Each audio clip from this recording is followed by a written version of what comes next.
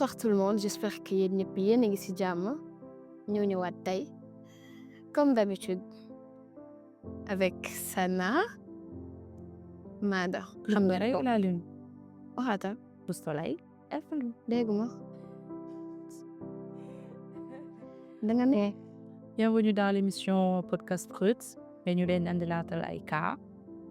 comme kaay sa kaay suñu kaay sa kaay suñu kaay seen kaa la jërëjëf bon kii ne na dama doon jaay sama bopp pour épargner tuuti xaalis après ubbi salon de massage là j'ai une somme j'ai ouvert le salon mais la clientèle ne suit pas après mu ne pourtant sama client yi ma amoon di may jaay sama bopp ne cesse de me demander des services et là je pense que je vais devoir replonger. non ma chérie non déjà moom nee na ba mu jaayee boppam ba am xaalis après gis nañu au final que amul ay clients ci salon bi. parce que nekkul xaalis bu lew effectivement nekkul xaalis bu lew su fekkoon danga liggéey dem ñafe comme ñeneen ñi là dina marcher franchement mais du xaalis bu lew en fait c'est grave c'est très grave. et là elle décide de replonger genre elle pense de replonger genre si li mu nekkoon xale yi nan la ñuy daw bay daal. franchement du lenn lu dul manque de confiance en soi parce que mënoo gis sa morom am lii yow xamoo moom lu ba am ko nga ne yow tamit foog nga am ko en fait mooy dugal lu bëri si ay yoo xam ay affaires yoo xam ne après dañ koy regretter à l'avenir en fait di ñee nit te xamu ko. exactement c'est pas parce que dangaa gis sa morom di dawal oto wala nga gis ko mu yor kër en fait on ne sait jamais voilà mu ubbi boutique ubbi salon nga ne yow tamit foog nga def tout ba am ko faut avoir la patience fii ku nekk di nga am sa chemin de vie ku nekk am nga sa chemin de vie arrêtez de tout le temps vouloir précipiter les choses di yàkkamti seen àdduna ba ngeen di def yoo xamante ni waroo leen ko def en fait jeune léegi ñoom maanaam comme ni nga ko waxee patience boobu amuñu. manque de patience voilà. et de confiance en soi effectivement ñoom pour ñoom ki am na business rek par force ñu aussi il faut mu am ubbi boutique def lii dem Dubaï. pour ñoom bu ñu demul Dubaï. ñi dem Dubaï yëpp ñu bëri jëndi marchandise yóbbu leen fa de surtout bul xam de surtout xamoo leen ce qui se cache vraiment derrière mu ne da ngeen nit ñi lu ñu bëgg ngeen gis ko loolu rek ngeen di gis kese loolu kese la ñuy wane faites très attention ayez patience ayez la foi ngeen liggéey ba am li ngeen bëgg arrêtez de vous précipiter loolu ni daw bay daanu parfois aussi dëgg la dañuy nekk ci situation yoo xam ne comme li ñu doon wax rek dañuy nekk situation yoo xam ne dañuy naan non inspire nii il faut ma def nii mais luñ naan xaaral surtout ton tour viendra. exactement loolu la ñuy wax ton tour viendra donc defal nànk nga xam téye sa bopp xam daal li nga xam ne ba pare nga tu te dis dans la tête incha allah dina am. mais aussi boo nee incha allah dinaa am aussi jóg def ci ful ak fayda kese. pas nga ñëw naa incha allah naam bis nee na ne bon attends xaaral ma jéem a dugg ci lii génn ci lii non c'est pas comme ça. ouais c'est pas comme ça en tout cas gardez votre dignité loo leen am na fekk mu lew leen boo leen tëddee seen xel mën a dal yàlla baax na dëkk bi yàlla baax na waaye sa xel dal na. man de su ma tëddee damay nelaw bay bërëngu may fàtte sax lu ma reeree des fois ma neex ak dee. bref ñu ñëw si kii moom nee na mon copain et ses potes ont toujours eu la mentalité fuckboy et franchement je l'adore entre boîte de nuit plage la vie sunset quoi et mu ne mais aujourd'hui il s'est repenti du moins nekkatul ki mu nekkoon mais il ne mature plus je pense que c'est son côté bad boy qui maturait le plus. ok donc moi si je comprends bien ku góor ki da ko doon génne di ko yóbbu boîte waaw genre di ko yóbbu plage tout chaque jour ak mais ça veut rien dire ouais. moom nabul woon ku góor ki ou En fait moom lan moo tax mu topp yow moom lan moo tax mu topp xale bu góor bi parce que comme ni ñu ko waxee côté boobu nga xam ni ambiance chaque jour dehors chaque jour loolu rek moom mooy tax mais tey jii bu demee ba repentir moom bu fekkee ne bëgg na ko pourquoi pas mu ne attends bon xaar mu waxtaan ak moom aussi ku góor ki jéem koo dugal si jub si yoon boobu. dëgg la aussi c'est pas parce que tu sors tout le temps que ça fait de toi une mauvaise personne. merci beaucoup fii ñu bëri dañuy génn dem boîte de dañuy génn dem boîte soirée ba mu neex waaye bu ñu ñibbee dañuy sangu ba set jàpp julli génn boîte taxul kenn bon mais c'est du dara on profite juste de la vie Ouais. on n'a qu'une seule vie d'accord mais c'est que léegi comme nouvelle génération rek bu ñuy wax génération maintenant ñoom du ñu nekk nit muy góor muy jigéen du ñu nekk ku góor ki du ñu nekk ku jigéen ki ngir amour ouais duñ naan intérêt sa intérêt fu mu nekk fa ngay dem fa ngay dem ku jigéen ki dafa gis ne intérêt nii ku góor ki nii génn kat la nii rek mu ne attends dinaa jéem a bëggante mu alors que nekk mbëggeel bi nekkul xol bi mooy wax li mu ko doon apporter la effectivement ok donc voilà dëgg la nag bokkoo ak nit ki même vibes dëgg la bu fekkee nit ki da nga ko bëgg ne attends kii dama ko bëgg nii ak nii da ngeen di toog ànd ak di génn koo xam ne moom nga bëgg amul lu ko daax billahi après fun bi ça reste que du fun loolu noonu yëpp après la tu auras le temps dañuy lu bari nga ko def donc voilà en tout cas loolu taxul kenn bon repentir aussi c'est vraiment une très très bonne chose voilà fii ñëppay repentir ñëpp da ngay gis génnkat yu gën a mag sax bu ñu toogee sax xel dem si yàlla dañuy dem jàpp julli bah bien sûr voilà bien sûr dañuy ngay gis ñu génn xoolal ba nga naan waaw ñii moom ay nit yu bon lañ te pourtant buñ ñibbee bul xam ñoo gën a jege yàlla yaa ngi ni gisoo ma ni ma toog dangaa neex ak jullee ñaanal la wax amin a changé mais bon jàll si kooku ci moom nee na je sortais avec un joueur pro sénégalais ay waay kan na bind tub mbaa du suñu chéri bi bébé bi ndax xaw ma nan may yàlla baax na je sortais avec un joueur pro sénégalais quand on est parti en France pour vacances j'ai revu mon ex dans un resto on a reparlé il s'est excusé et ça a rallumé la flamme depuis on n'arrête pas de se parler on a même couché ensemble aujourd'hui j'ai quitté le joueur à cause de lui et là je sens qu'il me trompe et qu'il n'a pas arrêté. Après une petite précision, je n'ai pas de problème d'argent. Mon père il est riche, peut-être. Je cherche juste une relation pure et vraie. ok d'accord ne mu waree dafa delluwaat ak ex bi mu koy trompé waat mu koy trompé voilà.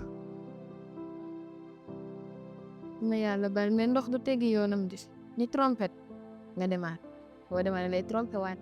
nga demaat ñu trompé waat la looloy góor da nga neex kon moom en fait en gros bëggul woon footballeur bi sûrement faj na leen ko jàpp peut-être mais am na ñoo xam ne aussi ñoom dañuy jàll seen histoire amoureuse yoo xam ne dafa metti woon jàll si pour dem de l'avant après dem mais il suffit que juste kooku ñëwaat wax ak moom rek genre ce sont juste des meufs amoureuses de l'amour. Oui c'est vrai je suis d'accord sur ce côté mais ñu wante dëgg moom def nañ ko lu ko metti ba mu tax mu bàyyi kooku léegi moom war na xam si def nit lu ko metti loolu en fait parce que elle l'a déjà vécu donc war na xam nu mu metti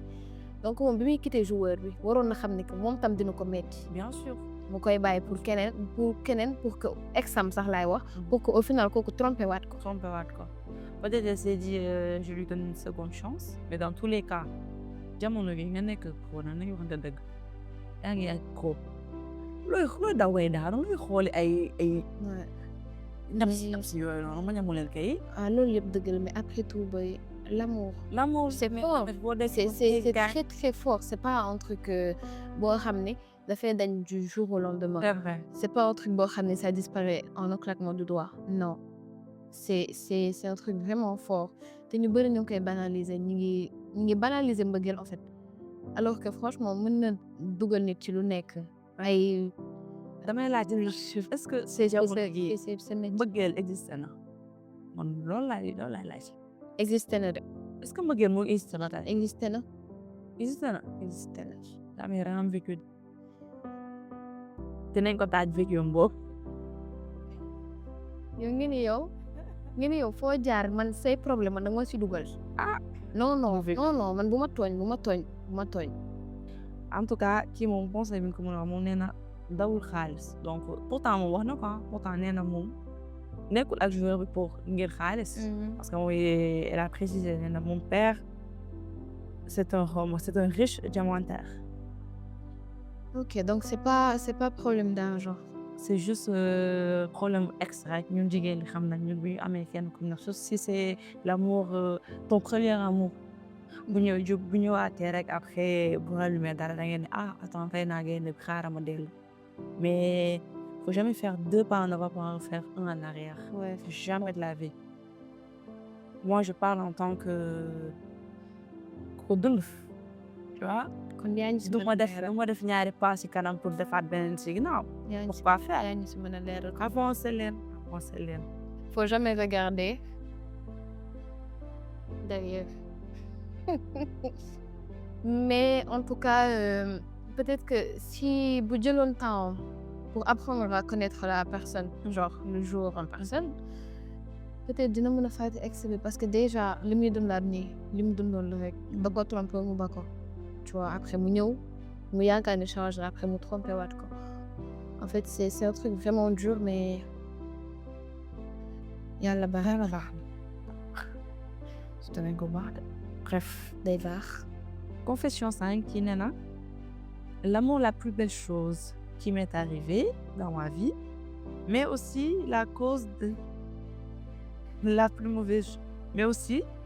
mauvaise chose qui m'est arrivée l'amour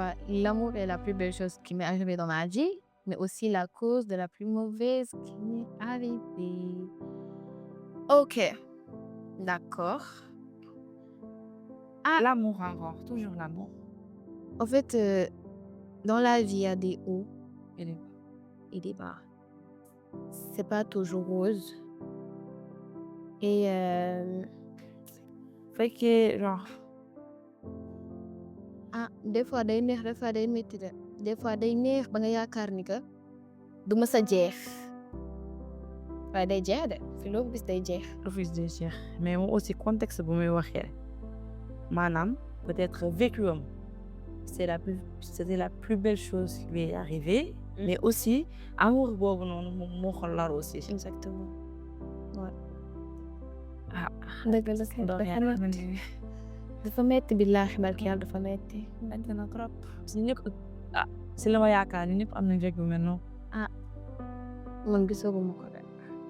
est-ce que du yow mais en vrai genre très franchement c'est un truc vraiment là on parle mais c'est un truc vraiment sérieux parce que mën nga dalay gëm la loo xamante ne nii nga yaakaar du mës a jeex comme par exemple septième nga nekk si jàmm nga yaakaar li ngay dund nii du mës a jeex nga la vie heureux ça va continuer comme ça mais moo lay lor en fait déjà li ma koy imaginer nii daf na yóbbu fu sori ça nekk comme ça mais bon c'est pas tout beau tout rose chaque jour l'amour comme ni ñu ko waxee mais aussi bu fekkee ki nga nekkal aussi moom moo la jox sa plus gros chagrin vraiment comme li ñuy wax sànq rek mieux vaut bàyyi loolu dem boo mënee gis comment dirais-je un psychologue nga dem nga gis daa yegg foofu yegg na foofu di mais ouais boy Hmm. boy xam dañu wax sa bos bi dinañ si ñëwaat joxaale ko si kii sax joxaale ko si mu dinañ si ñëwaat a nekk si jàmm bon dañuy wax si kii kookal la nee na j'ai perdu ma mère à l'âge de 10 ans très jeune et je pense que du ma ko mës a fàtte naka boobu noonu ndax te li nit di tiitaroo laa ñàkk aujourd'hui quand je me rends compte que j'ai grandi et que mënuma gis sama yaay mënuma ko yóbbu Màkka je craque. ndeysaan Ouais, là on parle vraiment de la perte d'une personne chère quoi. ouais j'imagine déjà là c'est vraiment vraiment vraiment dur Ouais. et am na en plus su ma gisee instant bi ñu am seen yaay di ko négliger en fait am na ñoo xam ne ñàkk nañ seen yaay te ñi ngi ñaan yàlla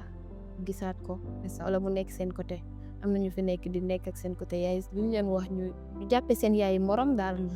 alors que c'est un truc vraiment inadmissible c'est kenn loolu kenn ko def lii rek du war na leen mën a doy exemple ñu yor seen yaay ngeen profité aussi bu baax a baax a baax ñàkk nag métti na trop ñàkk métti na mais aussi moom sax ba mu ñàkk yaa mel était très jeune genre 10 ans am na ñoo xam ne dañuy dem màgg nii ñàkk seen yaay après duñu xam genre duñu mën a am fi gerte waxtaan et tout tu vois donc dina métti na trop pour aussi ñoo xam ne dañoo teel a ñàkk seen waajur bu ñuy nekk xale dañuy continuer di leen ñaanal te aussi bu fekkee que yéen a ngi ak seen waajur bu góor bu jigéen ba tey que ça soit muy sax ba si arrière si maam yi ak yooyu noonu garder leen en fait garder leen deneen waxtaan ak seen yaay ngeen di fo ak ñoom di nga fa ak ñoom di ree même bu fekkee parfois yaay moom c'est vrai parfois dina tàng dina ñëw sës de ba si mur bi nga leen xaake mais loolu yëpp c'est voilà après boo nekkee c'est sa xel bi depuis da nga ne sama yaay moom dafa soof sama yaay dafa def nii mais juste en fait yaay moom foog naa ne bëggal na doomam genre lu baax yaay bu lee tere c'est juste parce que voilà peut-être jaar na si parce que dans tous les cas ñoom ñoo ñu jur ñoom ñoo njëkk a xam àdduna donc jaar na si def na si lépp donc yaay bu la tere d'accord waxtaanal moom parfois sax sama yaay day ñëw wax ma lu ma metti wala ma def ko lu ma metti dina ma rus parfois benn rus day ñëw da koy jaarale si samay mag dem samay mag ne kii def na mu nii def na ne mais après man maa ñëw toog ak moom ne ko yaay nii la ñii ak ñii bu fekkee def naa loo metti ñëwal ci man nga wax ma ko ñu ñëw ñu waxtaanee ko moo gën tu vois donc loolu yëpp ay naxtaan ak suñu yaay la ndax voilà nul n'est éternel ñun ñëpp a dem. ci kenn dëkk fi on est tous des voyageurs kenn dëkk fi lépp day jeex mais voilà mais yow du courage. ñaata la sa yaay profiter de vous voilà profiter vraiment donc yow gën ko ñaanal rek voilà di julli aussi muy moom ak muy yeneen ñëpp voilà bu perte waajur métti na trop dina ci dara voilà donc yàlla baax na daal bon c'était tout pour aujourd'hui. day métti nga non day métti damay métti yow. I'm sorry. ok bon c'était tout pour ce soir. dinañ ñëwaat